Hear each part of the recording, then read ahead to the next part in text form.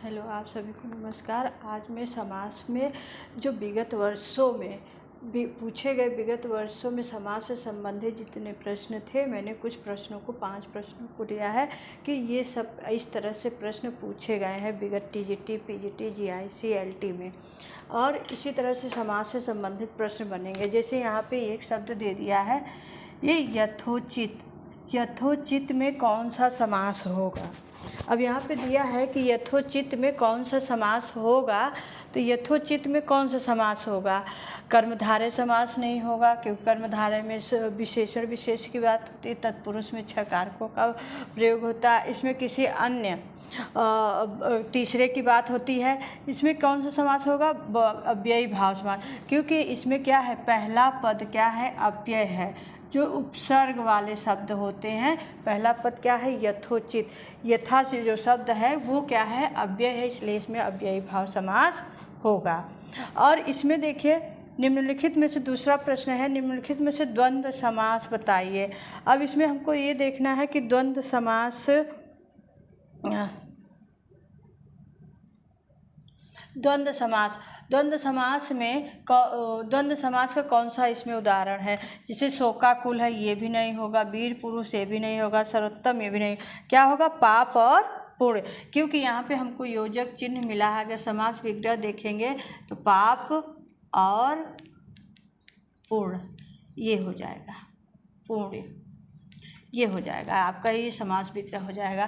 तो यहाँ पे हमें योजक चिन्ह की प्राप्ति हुई, इसलिए यहाँ पे क्या हो जाएगा हमारा द्वंद्व समास। किस शब्द में तत्पुरुष समास नहीं है? अब हमको ये देखना है कि किस शब्द में तत्पुरुष समास नहीं है। अब इसमें देखेंगे हम पहले इसका समास विग्रह। आश्चर्य से चकित, विश्व में विख्यात, विषधर, हिम में पात। ठीक है, तो हम क्या करेंगे, विषधर। हमको क्या देखना, तत्पुरुष समास नहीं है। अब यहाँ पे हम नहीं शब्द का भी ध्यान रखेंगे, क्योंकि कभी कभी हमसे एग्जाम में यही प्रश्न गलत हो जाता है। हम नहीं पे ध्यान नहीं देते हैं और हमें आंसर का पता होते हुए भी हम क्या करते हैं, गलत कर देते हैं। आश्चर्य से चकित हमने कहा था तत्पुरुष में 6 कारकों का प्रयोग होता है।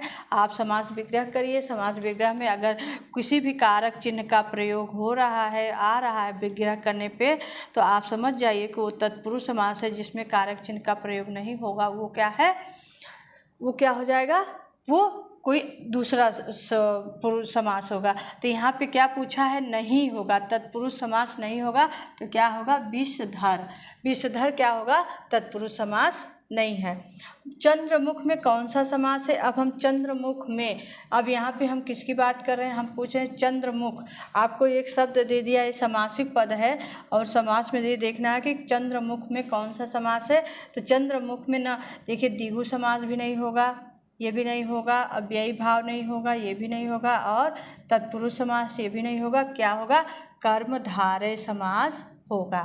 क्या होगा, कर्मधारय समास होगा, क्योंकि इसमें चंद्र विशेषण और विशेष उपमान और उपमेय की बात कही जाती है। अब यहाँ पे एक शब्द आया 5वें प्रश्न में, तिरंगा शब्द। तिरंगा शब्द में कौन सा समास है? तिरंगा शब्द में समास है, कौन सा समास होगा? अब देखिए यहाँ द्वंद्व दिया है, तो द्वंद्व समास में दोनों पद प्रधान होते हैं। हमने पहले ही बता दिया है कि द्वंद्व समास में दोनों पद प्रधान होते हैं, योजक चिन्ह और शब्द, और या अथवा शब्द आता है। या अथवा शब्द आएंगे तो वहाँ पे द्वंद्व। अव्ययी भाव में हमने पहले ही बता दिया है कि पहला शब्द जो है अव्यय होगा। अव्ययी भाव में पहला पद अव्यय होगा, तो यहाँ पे ये क्या है, तिरंगा में नहीं होगा। कर्मधारय समास भी नहीं होगा, क्योंकि यहाँ पे विशेषण विशेष उपमान उपमेय की बातें वो कही जाती है। तो क्या बचता है, द्विगु समास।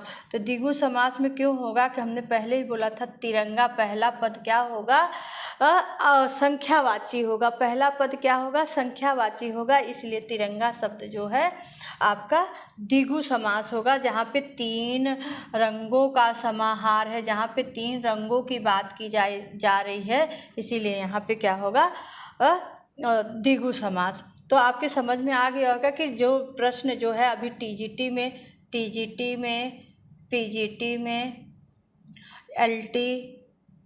एलटी और जीडीसी में, जीडीसी में, केवीएस, एनबीएस में इसी तरह से प्रश्न पूछे जाते हैं समाज से संबंधित। हमने आपके सामने 5 प्रश्नों को रखा था कि जो विगत वर्षों में इस प्रकार से प्रश्न पूछे गए हैं।